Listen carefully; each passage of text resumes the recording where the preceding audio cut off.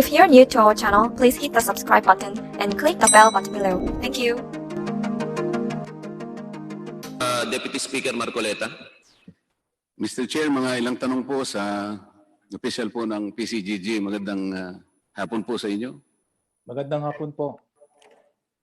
Attorney Agbayani, tinatanong po kayo kanina ni Congressman Zarate at isa po sa mga naisagot ninyo yung ilang mga kasangkapan o mga pasilidades ng ABS-CBN nasama po dun sa BBC Channel 2 at nandun nga rin po yung RPN at saka IBC Television. Dito po sa Executive Order number 11, lumilitaw po na yung PCGG na po ang nag-request sa temporary sequestration ng mga facilities na ito sapagkat ang sinasabi po rito, marami ring puhunan ang naibigay ng gobyerno rito, lalong-lalo na yung mga finance and institutions at kinakailangang hindi lamang masinop yung mga gamit, kung hindi mas importante, matukoy po kung sino yung tunay na pagmimay-ari. Ito po yung nilalaman ng Executive Order number 11, hindi po ba? Opo. At kung nasama po ang mga mahalagang mga gamit pa ng ABS-CBN, kasama po yun, nasama po yun doon sa Executive Order na yun, kailangan po masama sila sa proseso sa pagtutukoy ng tunay na pagmimay-ari. Tama po ba? Opo. Your Honor. Ngayon po, kanina po tinatanong din kayo ni Congressman Zarate kung meron kayong kinalaman doon sa arbitration proceedings at tama naman po yung sinabi ninyo, wala naman kayong personal knowledge doon kaya ang sabi nyo, wala po kayong may bibigay na paghatol doon sa mga tinatanong niya. Tama po ba? Opo, Your Honor. Dito po kasi sa salaysay ni Attorney Almeida Lopez, binabanggit po niya kasi ang kahalagahan ng isang arbitration proceedings. Kasi po ito ay nagmula mismo sa opisina ng dating Pangulong Cory Aquino. Ang katunayan po, gumawa nga po sila ng dalawang agreement to arbitrate. Yung una po, doon nakasalalay po yung lahat ng pagmimay-ari ng ABS-CBN. 1987 po yon. Nagkaroon po ng pagbabago yon 1993 sapagkat sinama po nila yung mga iba pang claims, financial claims. Sa makatwid po, para sa amin, dahil yun ay kautusan ng Pangulo at nabigyan naman ng pagkakataon ang ABS-CBN, para sa ganun ipakita nila talaga ang mga katibayan ng pagmimay-ari, kami po dito, inaasahan namin na may pipresenta nila yung records ng proceedings sapagkat ang sabi po sa salaysay, ang prosesong ito kailangan maging public, maging formal, and properly recorded. Kayo po ba sa opisya ninyo nagkaroon ng pagkakataon na makatanggap man lang ng records na ito kung sakasakali po? Sa aming halongkat po ng records in order to serve the needs of these proceedings, wala ho kaming nakitang mga dokumento hinggil ho sa arbitration. Pinahanap ko na po yon.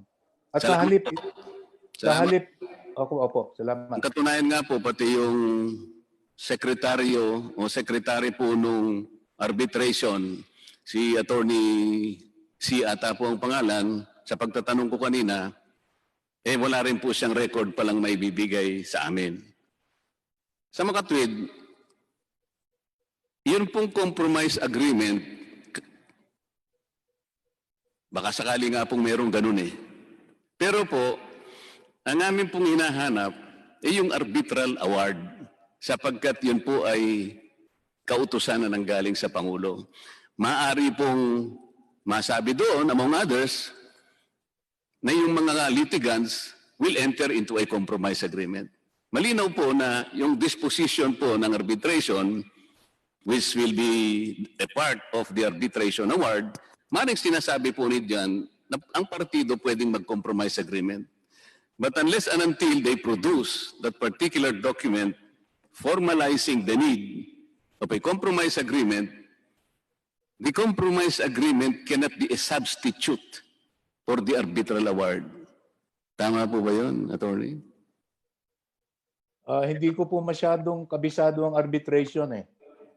Kaya sorry po, hindi ko po masasagot yung sa procedure tungkol sa arbitration. Pero naniniwala po ba kayo na yung compromise agreement should follow after the award? Kasi doon po natin makikita kung bakit nagkaroon ng compromise agreement. Kung wala naman pong nakalagay doon sa award mismo na magko-compromise agreement, ano pong pinagmulan noon? Yun lang po kasi yung hinahanap namin, yung tungkol sa record na yun. Napaka-importante po. The records will guide us. If ABS-CBN was able to convincingly, without any doubt, prove its ownership over the facilities claimed at that time. They have been given that opportunity. The arbitration should be there. The records should speak for themselves. Sa amin po, tatanggapin namin yun as basis for our judgment. But as it stands today, Attorney, not even ABS-CBN is in a position to categorically state for the record that they can present the records of the proceedings. Salamat po sa inyo, Attorney. May I continue another aspect? Thank you. Kahapon po kasi, Mr. Chair, nabanggit pa po yung yung kaso dito. Kung maalala po ninyo, yung pinagbatayan po ng mga timelines, dalawa pong kaso, yung ABS-CBN versus Ombudsman, and then Gascon versus Arroyo. Lumilitaw pa nga po ron na may sinabi si Attorney Rendon kahapon na sinabi pa nga po na talo pa raw si chairman na yata ng Human Rights Committee ngayon, si Attorney Gascon. Ang issue po kasi doon, ang pagkakaalam ko po, Attorney Gascon was not questioning yung initiative na maibalik ang ABS-CBN. What was being questioned there, kung bakit gustong kunin ng ABS-CBN yung Channel 4. Hindi po kasi po pwede yun, Mr. Chair, in the light of Presidential Decree 576-A. Ang title po nito, Regulating the Ownership and Operation of Radio and Television Stations and for Other Purposes. Ang sabi po kasi doon, Mr. Chair, hindi po kasi pwedeng mag-may-ari o mag-operate o mamalakad ng higit sa isa na radio o television sa isang locality. May I ask ABS-CBN if they are familiar with Presidential Decree 576-A?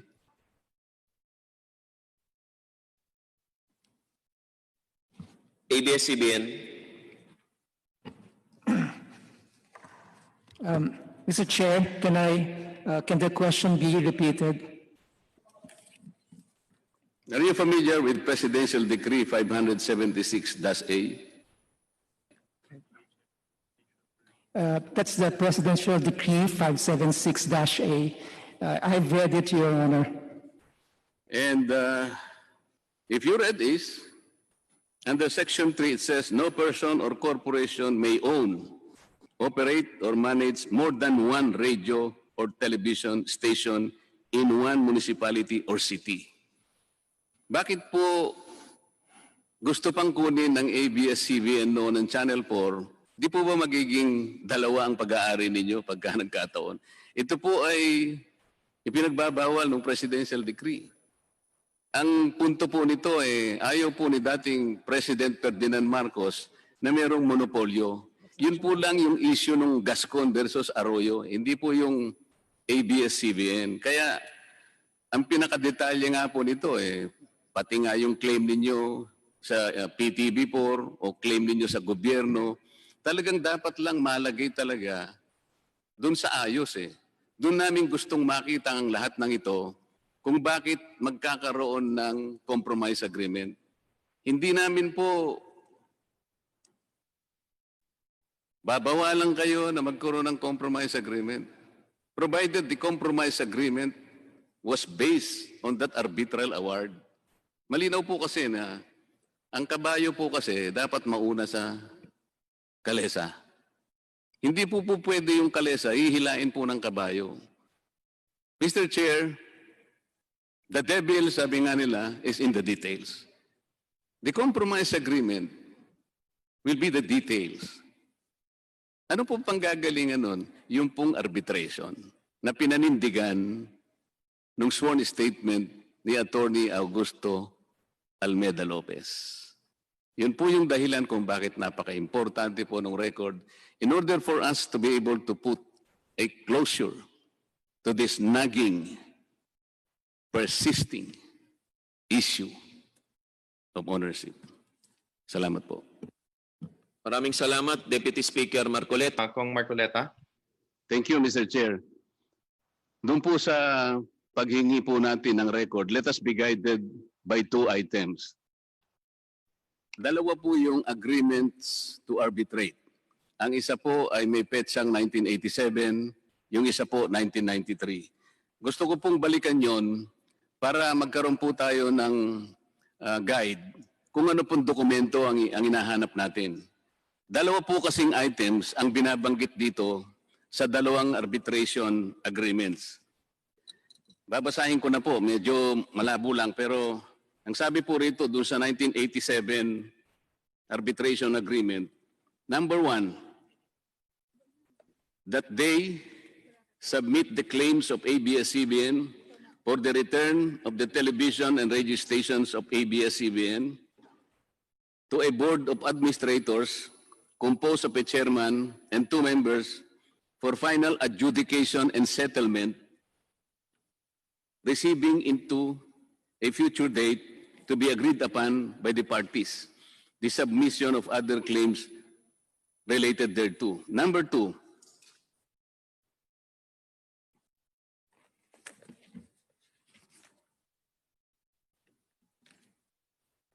for the rentals and other forms of damages for the use of said facilities by the Marcos government, etc., etc. Mr. Chair, dalawa po ito eh. Ang inihingi po dito, kauna-unahan, yung claims doon po sa pagmimay-ari. Pangalawa, yung claims po sa rental and damages. Maski na po doon sa pangalawa, ito nga yung 1993, dinistinggi rin po doon eh. Sabi po rito, whereas the ABS-CBN has filed a request with the Office of the President on April 18, 1986 and reiterated in a letter dated October 18, 1986. 1. For the return of all its television and radio stations together with the operating equipment and frequencies which were closed down upon the declaration of martial law and sequestered by former President Ferdinand Marcos on September 21, 1972. Pangalawa po, for rentals and other forms of damages for the use of said facilities by the Marcos administration, etc., etc. Dito po, lumilitaw po ang nangyari rito. Parang ang compromise agreement, yung pangalawa lamang po na saknong nitong arbitration agreement. Kahit kailan po, walang binabangkit doon sa kauna-unahan na objective kung bakit nagkaroon ng arbitration agreement. Ang sabi po, for the return of all the television and radio stations together with the operating equipment. Very silent naman po yung compromise agreement pagdating dito. Ang nalalagay lang ay yung pong rentals, damages, kaya nga nagkaroon po ng claims between the two parties, the government of the Philippines and ABS-CBN. Nasaan na po yung kauna-unahang item na kung saan dapat makita natin muna na-establish po yung ownership. Yun po yung sinasabi ko kanina. Kaya kung meron po talagang arbitral award, unang-una na po ipakikita, maaring na-establish na talagang ABS-CBN ang may-ari. At saka po lang lilitaw yung pangalawa. From the determination of ownership, malinaw na malinaw po, meron na silang right talaga to claim damages. So sabi nga natin, paano nauna po yung kalesa sa kabayo? So, ang inihingi po nating record, Mr. Chair, ay yung magtetestigo sa dalawang bahagi ng arbitration agreement na pinagpasyahan nga, na-determine ng walang kaduda-duda na ang pagmemayari ng pasilidad na kineklaim ng ABS-CBN napatunayan po sa ebidensya, sila po. Pangalawa po, doon pa lang magkakaroon ng compromise agreement. Parang hindi po kumpleto. Kaya po hinihingi natin record po. Salamat po sa paglilinaw, Mr. Chair. Maraming salamat. Chairman Alvarez, if I may clarify. Yeah, please proceed po, Chair Mike. Yes, Chairman Alvarez, ang binabanggit po ng ating Honorable Marcoleta, yun din po yung dokumento na hinihingi natin kay Attorney Belsi ng Board of Administrators, Board of Arbitrators. Doon po makikita natin yung mga dokumento, kung meron man po, kung binanggit na rin po ni Attorney Redonia nung mag-usap, sabi niya meron daw ginawang audit, doon po makikita natin lahat, officially, from the Board of Arbitrators. Sa kaso naman po ni Congressman Villago, yung binabanggit po niya from the Makati Regional Trial Court, meron po naman din dito sa submission ng ABS-CBN, but we wanted to make it official from the Makati Regional Trial Court. And also from the PCGG, may mga hinihingi din pong dokumento kanina tungkol doon sa mga usapin dito po sa ating mga dokumentong pangangailangan. So yun po, Mr. Chairman, yung mga dokumento na sinabi na rin po naman natin sa ating Committee Secretariat. Thank you, Mr. Chairman. Maraming salamat sa clarification na Kong Mike. Reiterate ko lang sa ating COMSEC na i-take note po yung lahat po ng mga hinihingi para po maging malinaw po at ma-furnish po natin mga members natin as soon as possible. So para po sa pinakaunang magtatanong, dito sa ating sunod na issue is yun on the 50-year constitutional limitation of a franchise. Pakinggan po muna natin ang ABS-CBN sa kanilang pahayag tungkol sa issue na ito. ABS-CBN, you have the floor. Mr. Chair, may I request that Attorney Ayo Bautista be recognized. Attorney Ayo Bautista, you are recognized. Unmute lang po si Attorney Ayo. Magandang hapon po. Nalilinig po ba ninyo ako? Malinaw po, Attorney Ayo. Please proceed po. Salamat po. Good afternoon to the Honorable Chairman of the Joint Committees. Good afternoon to the members of the committees and sa lahat po ng ating mga congressmen at congresswomen. Ang sinasabi po ay dapat i-deny ang franchise application ng ABS-CBN dahil po ito ay lumalabag sa Section 11, Article 12 ng ating 1987 Constitution. Specifically po, sinasabi na ang prangkisa daw ay dapat 50 years lang. At kung ang isang public utility ay mag-ooperate in excess of 50 years, ito daw ay labag sa batas. With due respect, we disagree with this proposition. Ang nakalagay po sa Section 11, Article 12 ng 1987 Constitution is as follows, and I will read it. No franchise, certificate, or any other form of authorization for the operation of a public utility shall be granted, tapos may mga salita po, for a longer period than 50 years. Ang interpretation po nitong provision na to, ang issue ngayong araw with respect to the public utility 50-year limitation.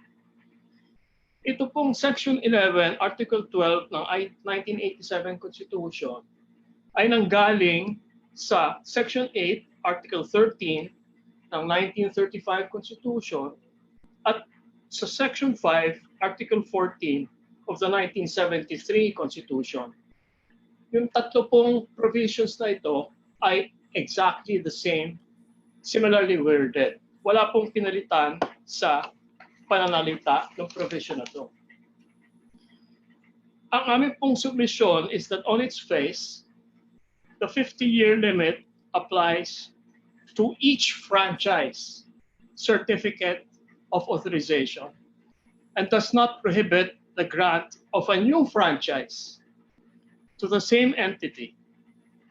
Hence, the Congress may grant several franchises to the same public utility. Wala pong pagbabawal dito. Yun po ang bare reading of the provision as it is written. Ang sinabi po ng Korte Suprema ay, and I quote, where the words of a statute are clear, plain, and free from ambiguity, it must be given its literal meaning and applied without attempted interpretation. It is a well-settled principle of constitutional construction that the language employed in the Constitution must be given their ordinary meaning except where technical terms are employed. Ito po ang ruling ng Korte Suprema sa Chavez versus Judicial and Bar Council, 17 July 2012. Let's presume na hindi po klaro yung provisions on the 50-year limitation. Ang sinabi po ng Supreme Court, in the construction of a doubtful and ambiguous law, and we submit po na hindi naman doubtful at ambiguous itong provision na to, the contemporaneous construction of those who are called upon to act under the law and were appointed to carry its provisions into effect is entitled to very great respect. Yan po ang ruling ng Supreme Court sa Ting versus Central Bank of the Philippines, 24 September 1958. Ngayon, sino po ba ang government agency na nag-i-implement at nag-give effect to this provision? Sino po ba ang nagbibigay ng franchises? Alam po natin lahat that it's Congress. At ang mga ginagawa ng Congress sa prangkisa, una dadaan yan sa Legislative Franchise Committee, pagkatapos dadaan sa plenary Congress itself. Pag makalipas po kung makaraos po yan sa Congress, dadaan naman po yan sa Senado, and after the Senate, it goes to the President who will either decline or approve the grant of franchise. Yun po ang proseso ito. So, tiningnan po namin ang mga jurisprudence ng Supreme Court with respect to the construction of the subject provision. Wala po kami nakita. So ang pinag-aralan na lang po namin, ang research namin, ay yung mga prangkisang binigay ng Congress through the years. At may I add na yung, gaya ng sinabi ko noong umpisa, no, itong provision na to ay nasa 1935, 1973, at 1987 Constitution. Ang ibig sabihin po nun, yung framers ng 1987 Constitution were satisfied with the implementation, interpretation, construction of the government with respect to the franchises, specifically on the 50-year term. Ngayon, nag-research po kami ng mga prangkisa na binigay na ng Kongreso. Ito po, we based on the website at congressional records. Ang Manila Electric Railroad and Light Company po, ang Meralco, ay 126 years na po. Unang-una sila nabigyan ng prangkisa, Act Number 484, noong October 20, 1902. Ganun na po katagal pala ang Meralco. Ang Philippine Long Distance Telephone Company, PLDT po, ay 100 years na po in operation. Ang kanilang unang prangkisa ay nakuha noong November 28, 1928. Totaling 100 years ang PLDT. Ay tiningnan din namin po ang mga power companies, light companies, hindi na sa Luzon, kundi sa buong Pilipinas. Ang Visayan Electric Company po, VECO, ay 102 years na po. Ang una pong binigay na prangkisa ay through Act 3499, issued on 8 December 1928. Sa Davao po, Light and Power Company, 95 years na po yan. 95. Nagulat nga po ako, ang tatanda na pala ng ating mga public utilities sa buong Pilipinas. Ang una nilang prangkisa ay nakuha noong November 26, 1930 by virtue of Act Number 3716. Ang Philippine Airlines po, ang ating national carrier, ay 93 years old na po. It started on November 14, 1935 through Act number 4271. And it has been continuing its operations as a national flag carrier since 93 years ago. Pati po sa Cotabato, nagulat po ako, Cotabato Light and Power Company, isang taon na pala yun. 100 years na po. Nag-umpisa sila June 18, 1939 through Commonwealth Act number 487. And down the line po yan, no?